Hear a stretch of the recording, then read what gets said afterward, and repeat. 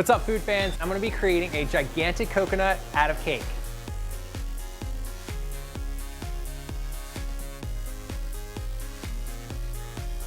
Cut out a circle right from the center. And I'll just pipe a couple of rings around this cake.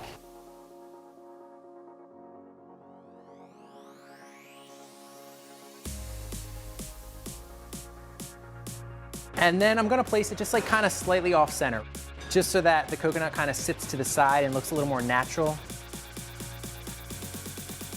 All right, so I just want to scoop out some of this cake just to give the illusion that this coconut is more hollow than it really is. So now I'm gonna put some ganache just right in the center of the coconut. All right, and I'll just grab my plastic again and clean up all of the edges here. So to make my fondant stick on the inside, I'm gonna rub this ganache with a little bit of vegetable shortening. And then to make this top section sticky, I'll use just a little bit of vodka. And then I can push that fondant nice and smooth. I'm just going to cut away this excess white. Chocolate brown fondant with just a little bit of black fondant. I'm gonna mist my cake with some vodka. And then I wanna stretch it down just to the bottom edge of the cake.